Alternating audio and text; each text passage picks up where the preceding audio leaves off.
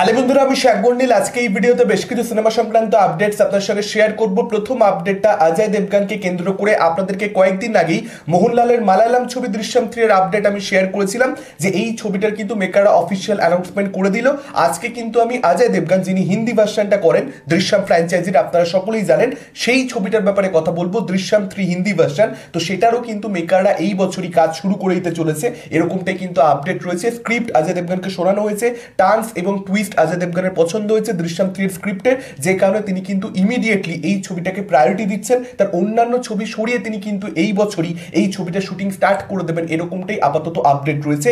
দে দে প্যার দে 2 এই ছবিটা shooting complete হবে, তারপর মার্চ মাস থেকে সে ধামাল 4 এর কাজ শুরু করবে, অর্থাৎ শুটিং স্টার্ট করবে, এবং মে মাস থেকে রেঞ্জার নামের একটা ছবি শুটিং সে স্টার্ট করবে। সেগুলো একবার এন্ড হয়ে গেলে এই বছরই জুলাই থেকে আগস্ট এই টাইম পিরিয়ডের মধ্যেই কিন্তু দৃশ্যম 3 এর শুটিংটা স্টার্ট করে দেবে অজয় দেবগন। আশা করবো প্রথম দুটো ছবির মতন থার্ড পার্টটা অডিয়েন্সকে কোথাও একটা স্যাটিসফাই করতে পারবে, এবং এটা দেখবার মতন ব্যাপার হবে। যেটা প্রিভিয়াসলি আপডেট ছিল আপনাদের সঙ্গে বহু বছর আগে অ্যাকচুয়ালি আমি শেয়ার করেছিলাম যে দৃশ্যম 3 অ্যাকচুয়ালি মোহনলালের যে মালায়ালাম ছবিটা এবং যে হিন্দি ছবিটা অজয় দেবগনের, দুটোই একই দিনে একই সঙ্গে মুক্তি পাবে, কোনোটা আগে বা কোনোটা পরে মুক্তি পাবে না। যেহেতু রিমেক এখন খুব একটা চলছে না, যে কারণে একই সঙ্গে মুক্তি পেতে পারে, এরকমটাও কিন্তু মেকারদের মধ্যে একটা ডিল হতে পারে। দেখা যাক শেষ অবধি সেটার কি হয়। এর পরবর্তী আপডেটটা হাউসফুল 5 কে কেন্দ্র করে, অর্থাৎ অক্ষয় কুমারের আপকামিং ছবি, যে ছবির মধ্যে একটা বিশাল বিশাল বড় স্টার কাস্ট রয়েছে। আমি প্রত্যেকবারই বলি, যদি স্টার কাস্ট বলা শুরু করি তাহলে ভিডিও শেষ হয়ে যাবে, তবুও স্টার কাস্ট শেষ হবে না, এত বড় একটা স্টার কাস্ট। তো সেই ছবিটার ব্যাপারে আজকে যেটা আপডেট, অ্যাকচুয়ালি প্রিভিয়াসলি আমি আপনার সঙ্গে এটা শেয়ার করেছিলাম যে এই ছবির পুরো গল্পটা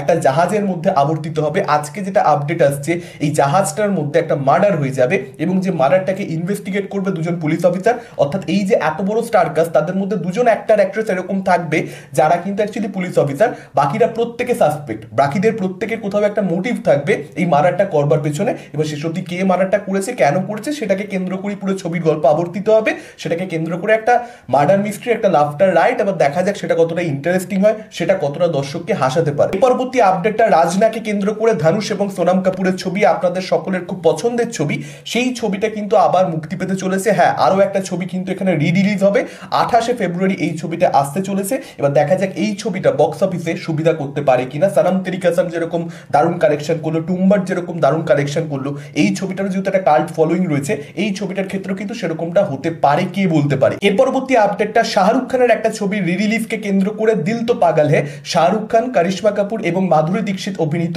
বলিউড সিনেমা, সেই ছবিটা কিন্তু আরো একবার মুক্তি পেতে চলেছে এই 28শে ফেব্রুয়ারি। যেদিনকে রাজনা মুক্তি পাচ্ছে ঠিক সেই দিনই কিন্তু মুক্তি পাবে, এটা রিমাস্টার্ড ভার্সন মুক্তি পেতে চলেছে। তো দেখা যাক যে এটা কোনো ধরনের হাইপ তৈরি করতে পারে কিনা, বক্স অফিসে কালেকশন করতে পারে কিনা। এর পরবর্তী আপডেটটা রামায়ণকে কেন্দ্র করে নিতেশ তিওয়ারির আপকামিং ছবি, আপনারা সকলেই জানেন পার্ট 1টা দিওয়ালি 2026-এ আসবে, পার্ট 2টা আসবে দিওয়ালি 2027-এ। রণবীর কাপুরকে প্রভু শ্রী রামের ভূমিকাতে, মা সীতার ভূমিকাতে সাই পল্লবীকে, এবং আপনারা দেখতে পাবেন রাবণের ভূমিকাতে কান্নাড়া সুপারস্টার ইয়াশকে।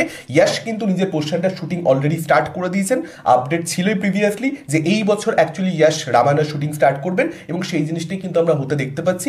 টক্সিকের কাজে একটা ব্রেক সম্ভবত তিনি নিয়েছেন, এবং রামায়ণের কাজ তিনি কিন্তু এখানে শুরু করে দিয়েছেন। 4 দিন ধরে একটা ওয়ার সিকোয়েন্স শুট করা হবে, যেটা মূলত ভিএফএক্স হেভি হবে, এবং স্টুডিওতে বেশ কিছুটা পোর্শন সেটা শুট করা হবে, এবং এখানে কিন্তু রণবীর কাপুরের উপস্থিতি নেই। সে কিন্তু গত বছর তার কাজ মোটামুটি শেষ করে দিয়েছে। পরবর্তী আপডেটটা মেহেদী হাসান হৃদয় পরিচালিত বাংলাদেশের আপকামিং সিনেমা, যেখানে আপনারা বাংলাদেশের সুপারস্টার শাকিব খানকে অভিনয় করতে দেখতে পাবেন, সেই ছবিটার টিজার 27 তারিখ আসতে চলেছে।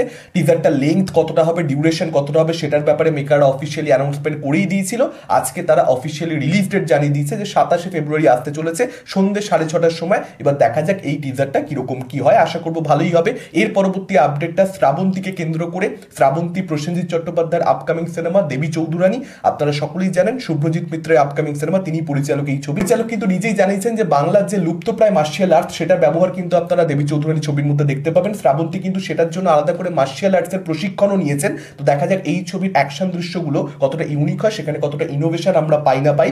এই ছবিটা কিন্তু বেশ বড় বাজেটের হবে, মেকাররা অ্যাটলিস্ট সেভাবেই ছবিটাকে এখন অব্দি প্রমোট করেছে। তো দেখা যাক ছবিটা ভালো হোক এবং ছবিটা বড় কালেকশন করুক, সেরকমটাই চাইবো। এর পরবর্তী আপডেটটা বিক্রম চ্যাটার্জিকে কেন্দ্র করে, তার আপকামিং সিনেমা হচ্ছে দুর্গাপুর জংশন, যে ছবির মধ্যে আপনারা স্বস্তিকা মুখার্জিকেও দেখতে পাবেন। সেই ছবিটা কিন্তু 25শে এপ্রিল মুক্তি পাচ্ছে।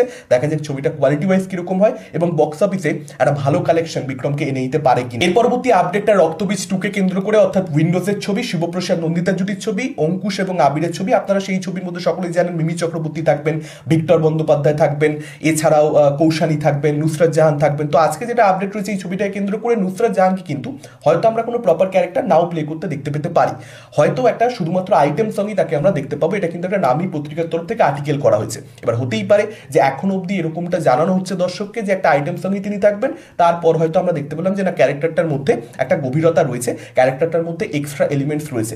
জাস্ট একটা ক্যামিও, শুধুমাত্র একটা আইটেম সঙ্গের জন্য নুসরাতকে হয়তো আনা হচ্ছে না। কারণ অঙ্কুশ কিন্তু রক্তবীজ পার্ট 1 এর মধ্যে আমরা প্রাথমিকভাবে এরকমটাই ভেবেছিলাম, জাস্ট একটা আইটেম সঙ্গের জন্য গোবিন্দ দাঁত মাজে না। তারপর কিন্তু সেই ক্যারেক্টারটা তার যে আরো অনেক কিছু করবার রয়েছে, পার্ট 2 তে সেই ক্যারেক্টারটা যে খুব ইম্পর্টেন্ট হতে চলেছে এটা কিন্তু আমরা পরিষ্কার বুঝতে পেরেছিলাম। তো নুসরাত জাহানকে যখন কাস্ট করা হচ্ছে, আমার মনে হয় না শিবপ্রসাদ নন্দিতা জুটি জাস্ট একটা গানের জন্য করবে, ডেফিনেটলি সেখানে এক্সট্রা কিছু থাকবে। আপনাদের কি মতামত, আপনারা ডেফিনেটলি সেটা আমাদের কমেন্ট করে জানাতে পারেন। এই ভিডিওটা ভালো লাগলে লাইক করতে পারেন, শেয়ার করতে পারেন। আমাদের চ্যানেল নতুন হলে চ্যানেলটাকে অবশ্যই সাবস্ক্রাইব করতে পারেন। আজকের মতন টাটা, চোখ রাখুন পরবর্তী ভিডিও।